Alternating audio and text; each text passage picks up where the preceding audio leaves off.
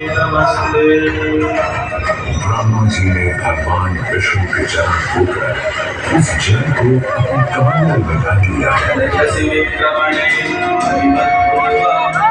और अब वामन अवतार ने अपना तीसरा पग बलि के सिर पर रख उसे पाताल लोक भेज मुक्ति देने लगे।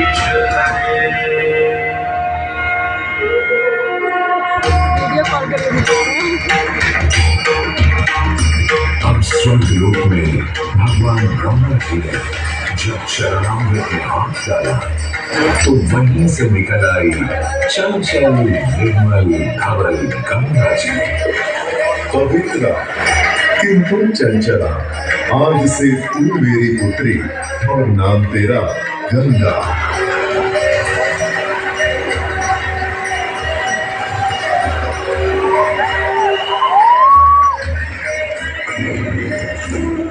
कुछ समय बाद सतयुग में इक्ष्वाकु कुल के सूर्यवंशी राजा सगर ने सारे संसार को जीतने के लिए एक अश्वमेध यज्ञ का संकल्प किया। सुने सुने सुने, सब सुने, यह चिन्हित पूजित धवल अश्व जहां भी जाएगा वो भूमि राजा सगर की मानी जाएगी। यदि किसी ने इस अश्व को रोका या पकड़ा तो उसे सगर के 60,000 एक पुत्रों और उनकी लक्षाधिक सेना का सामना करना पड़ेगा। सुने सुने सुने। सगर का अश्व अजेय अपराजेय बढ़ता जा रहा था और स्वर्ग लोक में बढ़ती जा रही थी देवेंद्र इंद्र की तुलना। डरकर वो अश्व को रोकने की युक्ति लगाने लगे।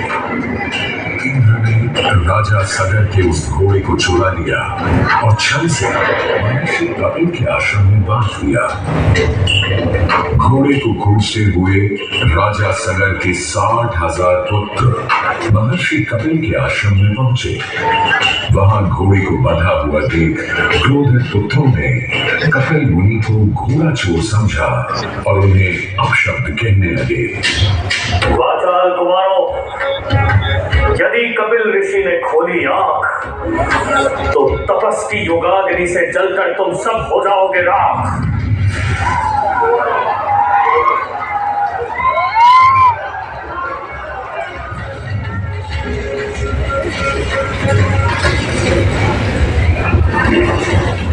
उधर सगर थे चिंतित। न अश्व का पता था, न पुत्रों का कोई समाचार। पिता का दुख देख पुत्र अंशुमन चल पड़े खोज पर। जब महर्षि कपिल के आश्रम पहुंचे तो देखा अश्व को और साथ ही अपने 60,000 भाइयों की भस्म को। महर्षि से की क्षमा याचना और पूछा तर्पण का उपाय। तुम्हारे भाई थे घमंडी, अविवेकी और अभिमानी। भस्म कर दिया उन्हें मैंने, जो उन्होंने मेरी नहीं मानी। गंगा जल, केवल गंगा जल ही दे सकता है मुक्ति उन्हें जो भस्म हुए तुम्हारे परिकर। अंशुमन को अपने भाइयों के तर्पण के लिए गंगा को लाने का बहुत मन था, किंतु किसी को राजधर्म भी तो निभाना था और राज भी चलाना था। देखते देखते 7 पीढ़ियां गुजर गईं, पर 7 पीढ़ियों के बाद समय आने पर राजकुमार भगीरथ ने राजा बनने से साफ मना कर दिया।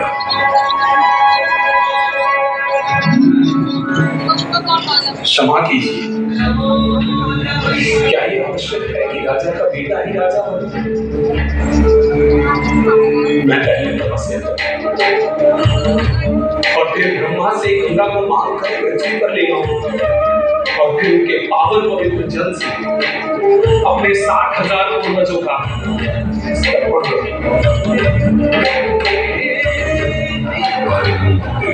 वर्ष बदले, ऋतुओं की हवा बदली, नदियों के किनारे बदले, किंतु नहीं बदला भगीरथ का संकल्प, गंगा उदना।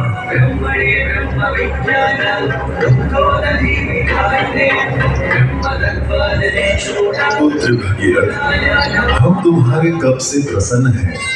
बताओ क्या आशीर्वाद चाहिए। हे भगवान, मेरे पूर्वज के तर्पण के लिए मुझे आपकी पुत्री गंगा चाहिए। तथास्तु, किंतु यदि गंगा स्वर्ग से सीधे धरती पर गिरी तो पृथ्वी को चीरते हुए गंगा सीधे पाताल में पहुंच जाएगी। इसलिए तुम भगवान शिव शंकर को मनाओ ताकि गंगा जब स्वर्ग से नीचे उतरे तो वो उसे अपनी जटा में थाम ले। अब भगीरथ ने एक अंगूठे पर खड़े होकर भगवान शंकर को मनाने के लिए शिव शंकर का जाप शुरू कर दिया। जय पद्मावत जय पतितपावन शोभन श्यामल शिव शंभो विपद विहारम अनम उद्धारण सत्य सनातन शिव शंभो राजवचन हर जलज नयन वर धवल वरण शिव शंभो मन विकरण कर कोई भी वर मांग लो आज। हे प्रभु, जब गंगा स्वर्ग से धरती पर गिरे तब आप बीच में उन्हें अपनी जटाओं में साध ले, नहीं तो पूरी पृथ्वी नष्ट हो जाएगी। बस इतनी सी बात, ठीक है। ब्रह्मदेव से कहो शिव तैयार है, आने दो गंगा को, आने दो।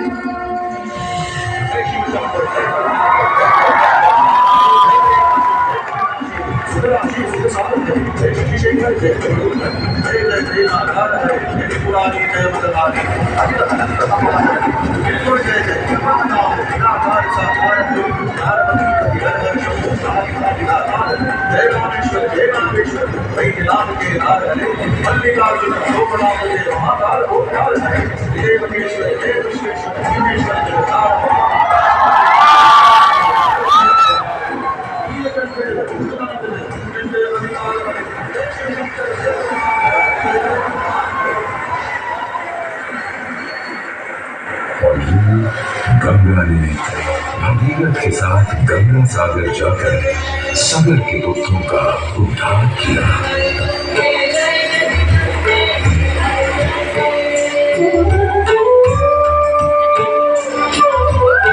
साथ ही वह भारत की सबसे महत्वपूर्ण नदी बन गई, जिसका भारत के जीवन में धार्मिक, आर्थिक, सामाजिक, ऐतिहासिक अभिदान अनंत है।